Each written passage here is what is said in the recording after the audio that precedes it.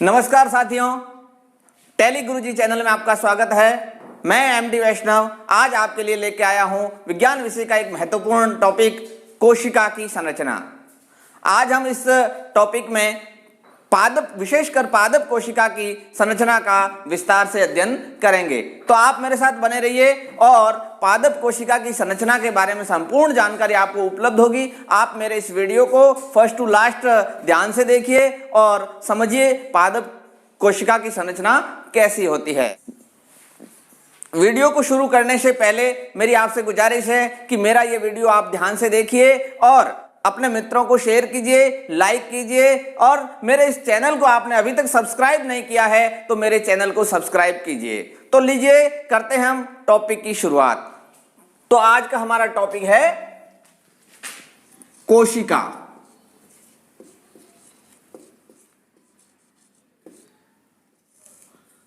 जिसको अपन कहते हैं सेल।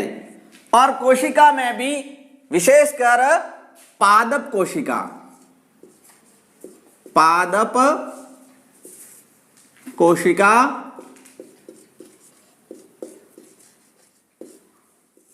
यानी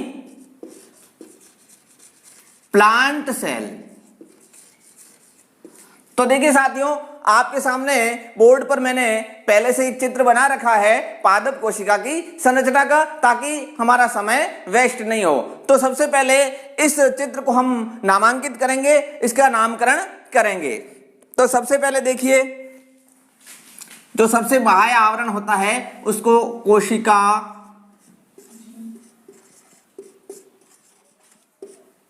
भित्ति कहते हैं। यह है अपनी कोशिका भित्ति। इसके अंदर आपको लाल लाल रंग की और संरचना आपको एक दिख रही है, वो है कोशिका झिल्ली। ये है अपनी कोशिका झिल्ली। इसके बाद में ये जो संरचना आपको दिख रही है ये है हरित लवक। ये नीचे जो संरचना आपको दिख रही है ये है लाइसोसोम।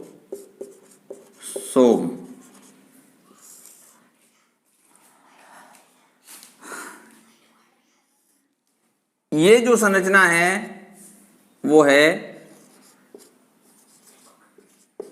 माइटोकॉन्ड्रिया।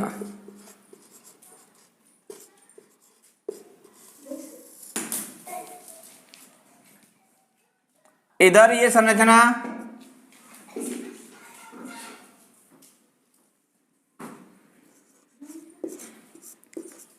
केंद्रक।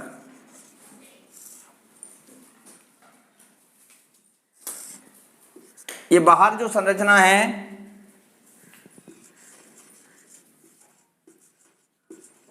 खुरदरी,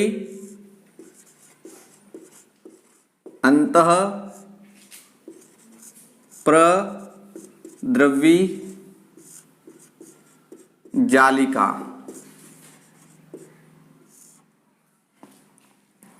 ये जो संरचना आपको दिख रही है इसका नाम है गोल्जी काय। केंद्रक के भीतर धागेनुमा संरचना गुणसूत्र। इसके अंदर एक और संरचना दिख रही है, इसको कहते हैं केंद्रिका।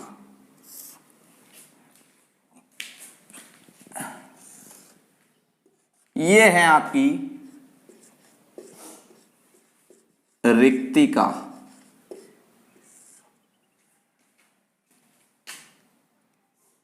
इसके अंदर कण स्वरूप संरचनाएं जिनको कहते हैं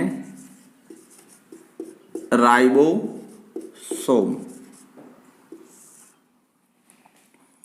और इसके अंदर संपूर्ण जो द्रव्य है उसको कहते हैं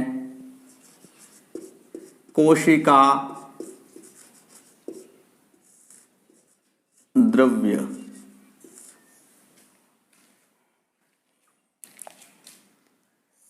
ये जो है चिकनी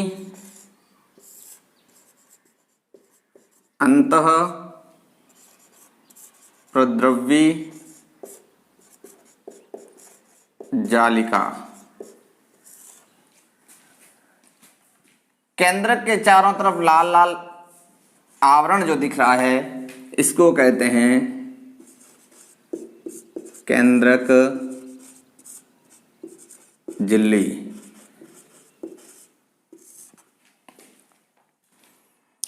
तो ये जो मैंने नामकरण किया है, इसके अलावा और भी कोई बचा होगा तो अपन इसकी संपूर्ण व्याख्या करते हैं। इसके दौरान कोई संरचना शेष रही होगी तो मैं बता दूंगा आपको। तो अब हम सबसे पहले इसकी संरचना की शुरुआत करने से पहले कोशिका की संपूर्ण संरचना के बारे में समझते हैं। सबसे पहले कोशिका की सामान्य जानकारी।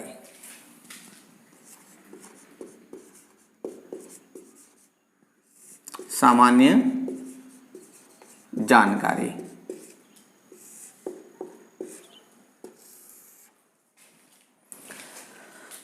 मानव शरीर या किसी भी सजीव के शरीर का निर्माण कोशिका से होता है। असंख्य कोशिकाएं मिलकर किसी भी सजीव शरीर का निर्माण करती है। जिस तरीके से एक मकान का निर्माण ईंटों से होता है, जैसे देखिए ये ईंट,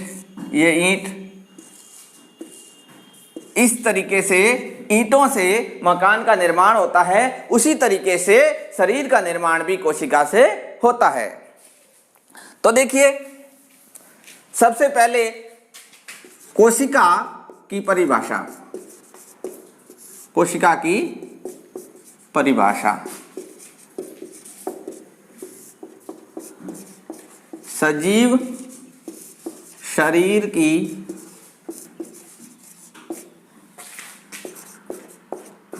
संरचनात्मक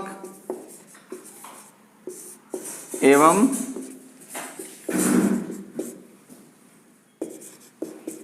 क्रियात्मक इकाई को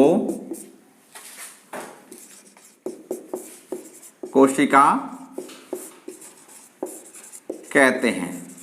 सजीव शरीर की संरचनात्मक एवं क्रियात्मक इकाई को कोशिका कहते हैं। यानी किसी सजीव के शरीर का जो संरचना, उसका निर्माण हुआ है वो भी कोशिका से हुआ है, और सजीव शरीर जिस तरीके से कार्य कर रहा है उसमें भी महत्वपूर्ण भूमिका है वो कोशिका की होती है।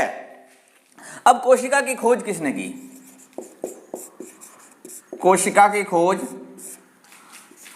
1665 ईस्वी में रॉबर्ट हुक नामक वैज्ञानिक ने कोशिका की खोज की। किंतु यहां एक ध्यान रखने योग्य बात है कि ये जो रॉबर्ट हुक ने कोशिका की खोज की थी, ये कोशिका थी मृत कोशिका। ये मृत कोशिका थी। इसने एक कॉर्क की लकड़ी की स्लाइड काट कर देखा तो उसमें कोष्ठ यानी कि हनी कॉम्ब, मधुमक्खी के छत्ते के समान संरचना उसने देखी, तो उसका नाम उसने दिया रॉबर्ट हुक ने कोशिका। किंतु ये मृत कोशिका थी। अब जीवित कोशिका की खोज सबसे पहले किसने की? जीवित कोशिका की खोज, जीवित कोशिका की खोज, जीवित कोशिका की खोज की थी एंटोनी वॉन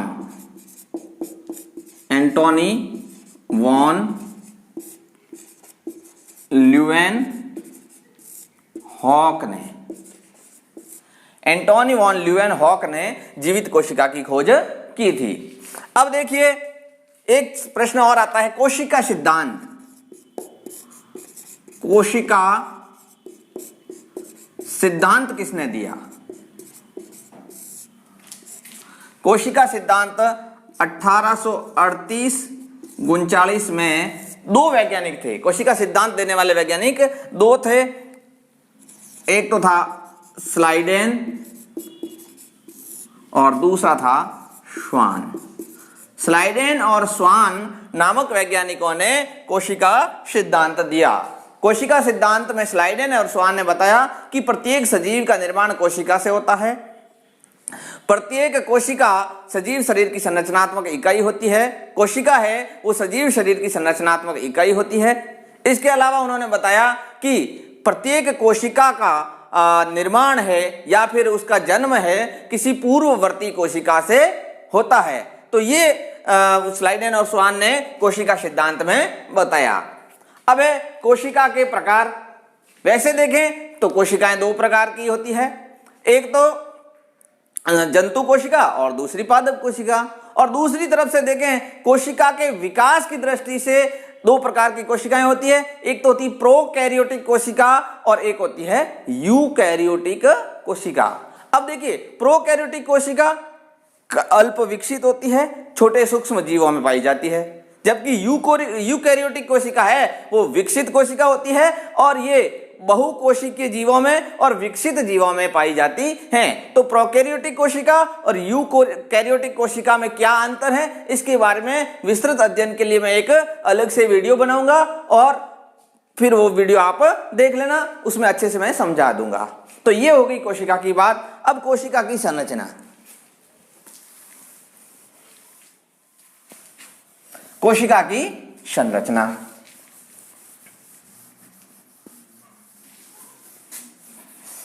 कोशिका की संरचना की दृष्टि से कोशिका को तीन भागों में बांटा है। पहला, कोशिका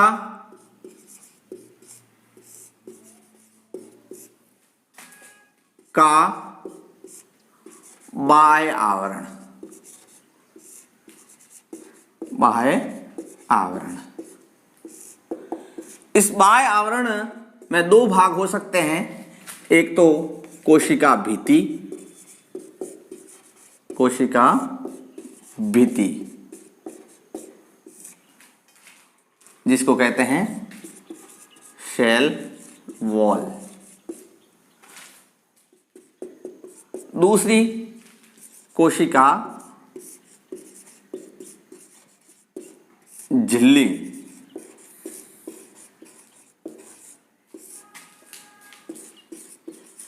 सेल मेम्ब्रेन।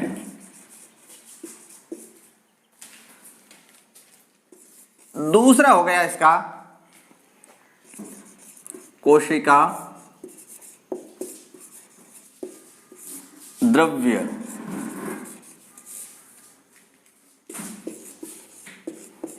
साइटोप्लाज्म। तीसरा हो गया केंद्रक, न्यूक्लियस। तो ये कोशिका की संरचना की दृष्टि से इसको तीन भागों में बांटा है। कोशिका का बाह्य आवरण जिसमें दो भाग है, कोशिका द्रव्य और तीसरा केंद्रक। तो सबसे पहले हम बात करते हैं कोशिका का बाह्य आवरण। देखिए जंतु कोशिका और पादप कोशिका दोनों में एक ये महत्वपूर्ण डिफरेंट है कि जंतु कोशिका में बाह्य आवरण केवल एक ही होता है जिसको कोशिका झिल्ली नाम दिया है। किसमें? जंतु कोशिका में बाह्य आवरण एक ही होता है जिसका नाम दिया है कोशिका झिल्ली, जबकि पादप कोशिका में दो आवरण होते हैं। सबसे बाहरी आवरण होता है कोशिका भित्ति और उसके अंदर होता है कोशिका झिल्ली। तो देखिए चित्र की सहायता से समझते हैं। ये जो बाह्य आवरण आपको हरे हरे रंग का जो दिख रहा है ये है कोशिका भित्ति, बाह्य आवरण, सबसे बाह्य आवरण। पादप कोशिका का सबसे बाहरी आवरण है वो कोशिका भित्ति कहलाता है और उसके भीतर दूसरी संरचना है कोशिका झिल्ली। जो लाल लाल आपको आवरण दिख रहा है ये कोशिका झिल्ली है।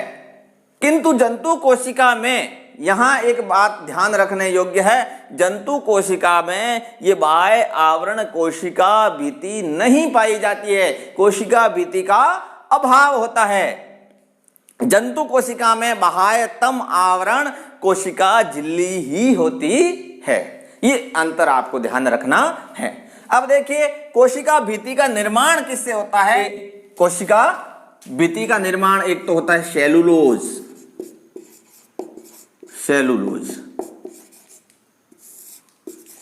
दूसरा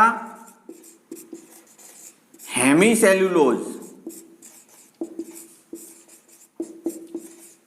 और पेक्टिन। इन पदार्थों से कोशिका भित्ति का निर्माण होता है। कोशिका भित्ति का निर्माण इन 3 पदार्थों से होता है। तो दूसरा है कोशिका झिल्ली। कोशिका झिल्ली का निर्माण होता है, ये तो कोशिका भित्ति की बात हो गई। अब है कोशिका झिल्ली।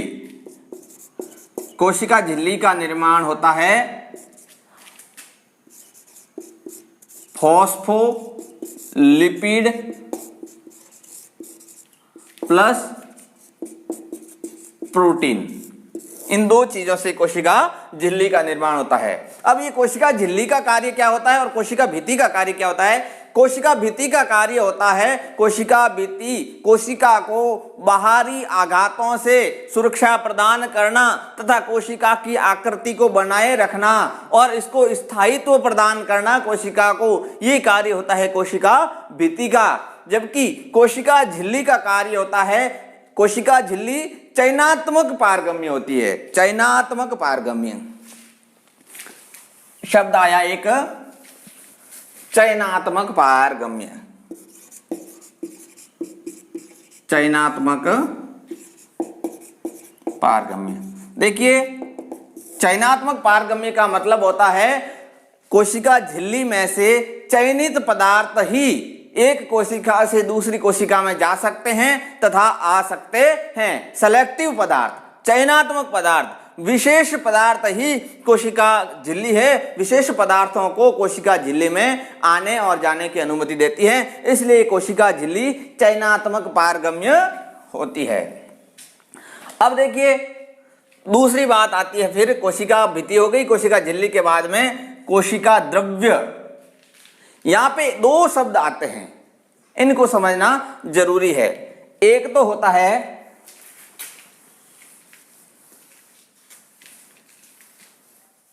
दो शब्द आते हैं, एक तो आता है कोशिका द्रव्य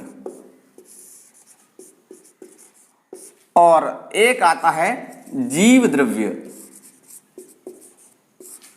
इसको साइटोप्लाज्म कहते हैं कोशिका द्रव्य को अंग्रेजी में, और इसको अंग्रेजी में कहते हैं प्रोटोप्लाज्म। देखिए इन दोनों में अंतर कई बार परीक्षा में पूछ लिया जाता है, तो देखिए यहां समझते हैं। सबसे पहले जीव द्रव्य की बात करते हैं अपन। कोशिका भित्ति और कोशिका झिल्ली के अंदर संपूर्ण पदार्थ, कोशिका झिल्ली और कोशिका भित्ति के अंदर संपूर्ण पदार्थ है, उसको जीव द्रव्य कहते हैं। और जीव द्रव्य के अंदर क्या आता है,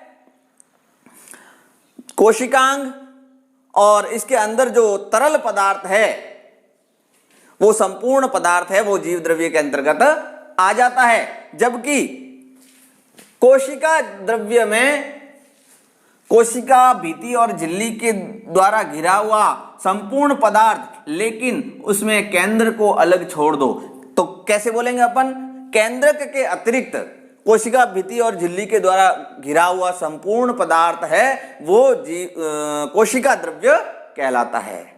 यानी केंद्रक है, अगर केंद्रक को साथ में ले लें, केंद्रक सहित संपूर्ण पदार्थ है वो जीव द्रव्य है, और केंद्रक के अलावा जो पदार्थ है वो कोशिका द्रव्य कहलाता है। अब देखिए ये बात हो गई। अब हम बात करते हैं इसके बाद में कोशिका द्रव्य में क्या होता है। कोशिका द्रव्य को 2 भागों में बांटा है। एक तो होता है मैट्रिक्स या अधात्री, अधात्री या मैट्रिक्स, और दूसरा होता है कोशिकांग, कोशिकांग जिसको कहते हैं सेल ऑर्गेनिज्म। देखिए इसके अंदर जो तरल पदार्थ भरा हुआ है, जो अंडा होता है ना, अंडे के अंदर जो चिकना पदार्थ होता है वैसा ही पदार्थ होता है, उस संपूर्ण पदार्थ को हम अधात्री या मैट्रिक्स कहते हैं। इसके अलावा इसके अंदर जो कण तैरते रहते हैं, जैसे ये हरित लवक, ये अपने माइटोकॉन्ड्रिया, लाइसोसोम, ये सभी जो कोशिकांग है इनको हम कोशिकांग कहते हैं। तो सबसे पहले हम बात करते हैं अधात्री की। इस अधात्री में जल किससे बना होता है? ये जल, ग्लाइकोजन, विशेष प्रकार के प्रोटीन आदि से मिलकर यह अधात्री बनी होती है। अब है कोशिकांग। तो कोशिकांग कौन कौन से होते हैं? हम कोशिकांग का नामकरण करते हैं, कोशिकांगों का नाम लिखते हैं।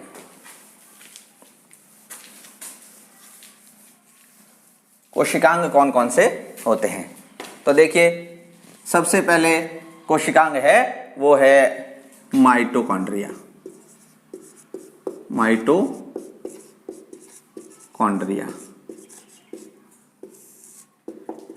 तो माइटोकॉन्ड्रिया की बात करते हैं। एक नंबर माइटोकॉन्ड्रिया कोशिका का एक बहुत ही महत्वपूर्ण कोशिकांग है। माइटोकॉन्ड्रिया एक डबल लेयर्ड का मतलब दोहरा आवरण इसके ऊपर पाया जाता है। इसके ऊपर परतें हैं वो डबल पाई जाती है माइटोकॉन्ड्रिया के ऊपर। अब है माइटोकॉन्ड्रिया, देखिए यहां मैं आपको माइटोकॉन्ड्रिया का चित्र बना के बता देता हूं।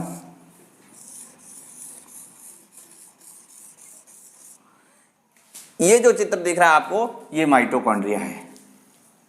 तो इस चित्र में देखिए आप, माइटोकॉन्ड्रिया एक चप्पल के आकार की संरचना होती है। इसके ऊपर डबल आवरण, दोहरा आवरण पाया जाता है।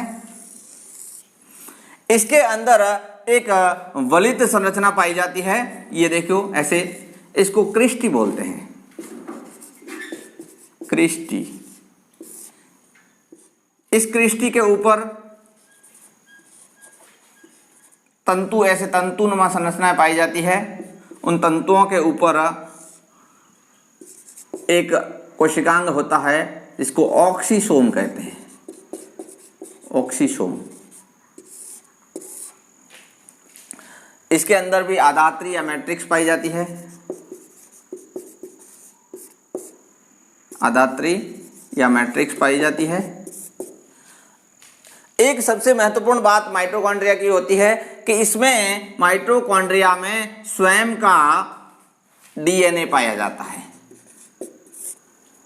स्वयं का डीएनए पाया जाता है। बाकी कोशिकांगों में स्वयं का डीएनए नहीं पाया जाता है, माइटोकॉन्ड्रिया में स्वयं का डीएनए पाया जाता है। ये इंपॉर्टेंट क्वेश्चन बनता है।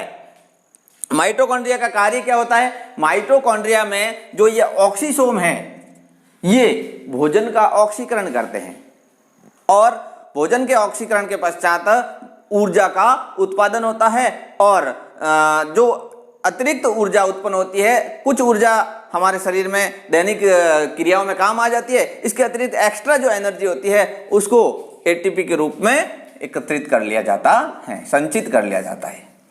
तो ये हो गई माइटोकॉन्ड्रिया की बात। अब देखिए माइटोकॉन्ड्रिया की खोज है वो कॉलिकर नामक वैज्ञानिक ने की थी, ये ध्यान रखना है।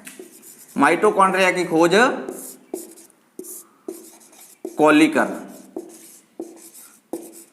कॉलिकर ने खोज की थी। और इसका जो नाम है माइटोकॉन्ड्रिया, नाम किसने दिया? माइटोकॉन्ड्रिया नाम दिया है एक बेंडा नामक वैज्ञानिक ने। बेंडा ने इसका नाम माइटोकॉन्ड्रिया दिया और इसकी खोज किसने की? कॉलिकर नामक वैज्ञानिक ने की। तो ये हो गई माइटोकॉन्ड्रिया की बात। अब देखिए माइटोकॉन्ड्रिया के बाद 2 नंबर पे आता है हरित लवक, हरित लवक। देखिए हम यहां पर पादप कोशिका की बात कर रहे हैं। हरित लवक है वो केवल पादप कोशिका में ही उपस्थित होता है, जंतु कोशिका में लवकों का अभाव होता है। लवक तीन प्रकार के होते हैं। एक तो होता है वर्णी लवक, दूसरा अवर्णी लवक, और तीसरा होता है हरित लवक। जो पत्तियों का हरा रंग होता है वो हरित लवक के कारण ही होता है, और इस हरित लवक के अंदर एक वर्णक होता है। हरित लवक का जो कोशिकांग है इसमें जो वर्णक होता है उसका नाम है पर्ण हरित या क्लोरोफिल। उस क्लोरोफिल के कारण ही पत्तियों का रंग हरा होता है। देखिए अब हरित लवक की संरचना की बात करें तो मैं आपको चित्र बना के हरित लवक की संरचना को बता देता हूं। यह हरित लवक भी एक डबल लेयर्ड संरचना होती है, दोहरा आवरण इसके ऊपर पाया जाता है। इसके अंदर वाला जो तरल पदार्थ है उसको आधात्री कहते हैं, उसको कहते हैं स्ट्रोमा। इसकी आधात्री होती है उसको स्ट्रोमा कहते हैं। और इसके अंदर ऐसे एक सिक्कों के ढेर के समान संरचना जो आपको इस चित्र में भी दिख रही है, इसको कहते हैं ग्रेना। और इस ग्रेना के ढेर को थाइलेकॉइड्स कहते हैं। ग्रेना के इस ढेर को कहते हैं, इधर लिख देता हूं मैं, थाइलेकॉइड कहते हैं, थाइलेकॉइड। देखिए ऐसी संरचना होती है, ये सब ग्रेना है, ये ग्रेना, और दो ग्रेना को जोड़ने वाली ये बीच में एक आपको लाइन दिख रही है, इसको कहते हैं इंटरग्रेनम। इंटरग्रेनम। तो यहां पे दो चीजें होगी, एक तो होगी ग्रेना और एक स्ट्रोमा। तो यहां आपको एक चीज और ध्यान रखनी है, प्रकाश संश्लेषण की क्रिया होती है। प्रकाश संश्लेषण, प्रकाश संश्लेषण की जो क्रिया होती है वो किसमें होती है? इस हरित लवक में प्रकाश संश्लेषण की क्रिया होती है। और प्रकाश संश्लेषण दो प्रकार के होते हैं, एक तो प्रकाशिक अभिक्रिया, प्रकाश संश्लेषण की प्रकाशिक अभिक्रिया जो प्रकाश की उपस्थिति में होती है, प्रकाश संश्लेषण की प्रकाशिक अभिक्रिया। और दूसरी होती है प्रकाश की अनुपस्थिति में, यानी अंधेरे में होती है, उसको कहते हैं अप्रकाशिक अभिक्रिया। अप्रकाशिक अभिक्रिया। तो देखिए यहां पर ग्रेना और स्ट्रोमा भाग है, तो इसमें प्रकाशिक अभिक्रिया है वो हरित लवक के ग्रेना भाग में होती है, और अप्रकाशिक अभिक्रिया है वो हरित लवक के स्ट्रोमा भाग में होती है। ये आपको ध्यान रखना। और कंफ्यूज हो जाते हो तो आपको ध्यान रखना है, इसमें दो अक्षर आते हैं यानी कि कम है, और इसमें तीन अक्षर आते हैं। तो इसमें दो अक्षर से एक अक्षर ज्यादा है, तो कम वाला, इसमें इधर देखिए इस नाम से, प्रकाशिक में भी एक अक्षर कम है तो इसमें भी एक अक्षर कम है, तो कम वाला कम, और अप्रकाशिक में एक ये ज्यादा आ गया तो ये ज्यादा वाला है वो ये ज्यादा, ये ध्यान रखना है। ग्रेना है वो प्रकाशिक अभिक्रिया होती है ग्रेना में, और अप्रकाशिक अभिक्रिया है वो स्ट्रोमा में होती है। ये आपको ध्यान रखना है। अब हरित लवक के बाद में तीसरा नंबर है गोल्जी काय।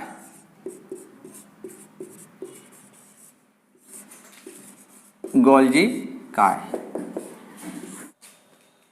गोल्जी काय की खोज कैमिलो गोल्जी नामक वैज्ञानिक ने की थी। अब है गोल्जी काय को तीन भागों में बांटा है, आशय, नलिकाएं और कुंडिकाएं। गोल्जिकाएं में ये 3 प्रकार की संरचना पाई जाती है। गोल्जिकाएं का कार्य, गोल्जिकाएं प्रोटीन, पैक्टिन का स्रावण व संश्लेषण का कार्य करती है। ये गोल्जिकाय का कार्य होगा। और इस गोल्जिकाय का जो निर्माण होता है वो आगे अपन पढ़ेंगे अंतःप्रद्रवी जालिका के द्वारा होता है। अंतःप्रद्रवी जालिका के द्वारा इसका निर्माण होता है। तो ये हो गया गोल्जिकाय। अब गोल्जिकाय के बाद में अगला नंबर आता है 4 नंबर, अंतःप्रद्रवी जालिका। अंतःप्रद्रवी जालिका, इसको ER भी कहते हैं। ER अंग्रेजी में इसकी फुल फॉर्म होती है एंडोप्लाज्मिक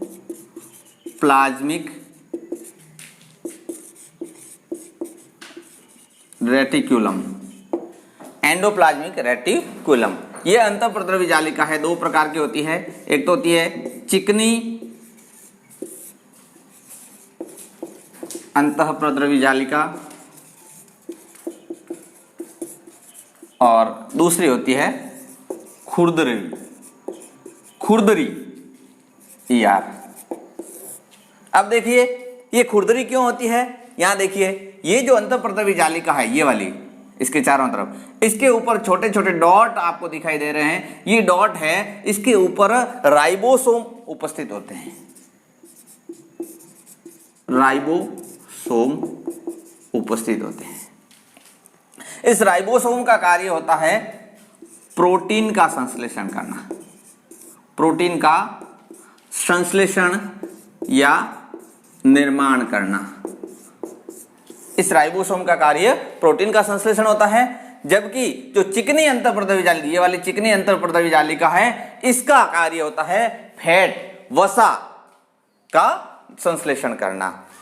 अब इसके अलावा ये अंतःप्रद्रवी जालिका है कोशिका का कंकाल,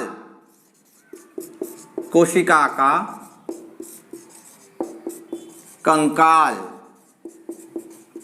का निर्माण करती है, यानी कि कोशिका को सही आकार प्रदान किए हुए रहती है।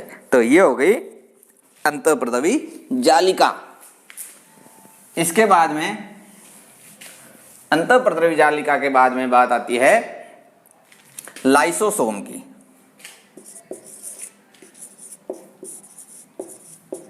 लाइसोसोम, लाइसोसोम की बात आती है। ये देखिए यहां पर गोले गोले आपको दिखाई दे रहे हैं, ये लाइसोसोम है, गोल गोल। ये इस लाइसोसोम में विशेष प्रकार के पाचक एंजाइम्स पाए जाते हैं जो प्रोटीन, वसा, न्यूक्लिक अम्लों आदि का पाचन करते हैं। कई बार क्या होते हैं, ये लाइसोसोम है, इसकी झिल्ली फट जाती है और उस झिल्ली के फटने के कारण ये जो लाइसोसोम के अंदर जो पाचक एंजाइम है उस कोशिका को ही पचा लेते हैं जिसमें वो लाइसोसोम उपस्थित होता है। इसलिए लाइसोसोम को आत्मघाती थैली, लाइसोसोम को आत्मघाती थैली भी कहते हैं। ये लाइसोसोम आत्मघाती थैली है क्योंकि यह जिस कोशिका में लाइसोसोम उपस्थित होता है उसी कोशिका को ये कभी कभी पचा देता है जब इसकी कोशिका, इस लाइसोसोम की जो झिल्ली है वो फट जाती है। अब लाइसोसोम के बाद में 6 नंबर आता है रिक्तिका। देखिए ये वाली बड़ी वाली रिक्तिका, रिक्तिका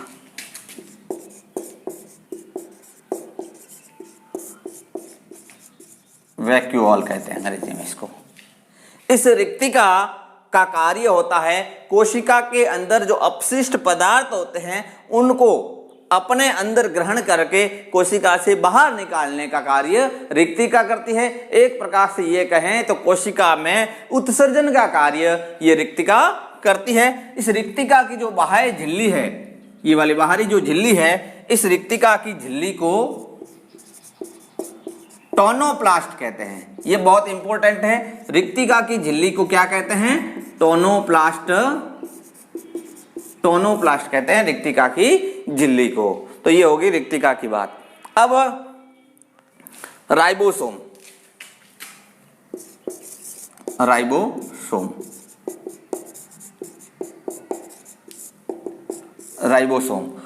अभी मैंने आपको बताया जो अंतःप्रद्रवी जालिका है उसके ऊपर छोटे छोटे डॉट्स दिखाई दे रहे वो भी राइबोसोम है। इसके अतिरिक्त इसके अंदर जो कोशिका द्रव्य के अंदर बिखरे हुए जो डॉट्स दिख रहे हैं ये भी राइबोसोम है और इनका कार्य होता है प्रोटीन का संश्लेषण करना। राइबोसोम को प्रोटीन निर्माण की फैक्ट्री कहते हैं। प्रोटीन संश्लेषण का कार्य राइबोसोम करते हैं। राइबोसोम दो प्रकार के होते हैं, प्रोकैरियोटिक कोशिका और यूकैरियोटिक कोशिका में अलग अलग होते हैं। एक होता है 70S प्रकार का, ये कम अल्प विकसित कोशिकाओं में यानी कि प्रोकैरियोटिक कोशिकाओं में पाया जाता है, जबकि एक होता है 80S प्रकार का, यह विकसित कोशिकाओं में पाया जाता है यानी यूकैरियोटिक कोशिकाओं में यह पाया जाता है। अब देखिए राइबोसोम के बाद में सबसे अंत में बात आती है 8 नंबर पे सबसे महत्वपूर्ण कोशिकांग है केंद्रक। केंद्रक की खोज रॉबर्ट ब्राउन नामक वैज्ञानिक ने की थी, केंद्रक की खोज। अब देखिए केंद्रक इस पूरी कोशिका का सबसे महत्वपूर्ण कोशिकांग है, पूरी कोशिका के ऊपर नियंत्रण रखने का कार्य करता है। इसके अलावा इसके अंदर कोशिका का न्यूक्लिक पदार्थ डीएनए या आरएनए पाया जाता है। देखिए ये गुणसूत्र, इसके अंदर गुणसूत्र पाए जाते हैं। ये गुणसूत्र उस जीव के जो लक्षण हैं उनको पीढ़ी दर पीढ़ी आगे से आगे स्थानांतरित करने का कार्य करते हैं। इन गुणसूत्रों के ऊपर जीन होते हैं और वो जीन ही उस जीव के लक्षणों को निर्धारित करते हैं। इस तरीके से ये जो केंद्रक है उस कोशिका का महत्वपूर्ण कोशिकांग है। और केंद्रक के अंदर एक छोटी सी और संरचना होती है जिसको केंद्रिका कहते हैं, ये दिख रही है आपको। अब एक और जो कोशिकांग होता है, जो ये हम पादप कोशिका की बात कर रहे हैं, इस पादप कोशिका में वो अनुपस्थित होता है किंतु वो जंतु कोशिका में पाया जाता है। उसको भी मैं आपको बता देता हूं, उसका नाम है तारककाय। पादप कोशिका में अनुपस्थित, यह केवल जंतु कोशिका में ही पाया जाता है और इसका कार्य होता है कोशिका विभाजन में सहायता करना। कोशिका विभाजन में सहायता करना। इस तरीके से देखिए यह पादप कोशिका की मैंने संपूर्ण संरचना का आपको विस्तार से समझा दिया। मित्रों, मुझे आशा है कि आपको मेरा ये वीडियो अच्छा लगा होगा और निश्चित रूप से आप इस वीडियो को ध्यान से आपने देखा होगा। तो आप इस वीडियो को अभी लाइक करें, सब्सक्राइब करें मेरे चैनल को और अपने मित्रों में इसको शेयर करें। बहुत बहुत धन्यवाद। जय हिंद।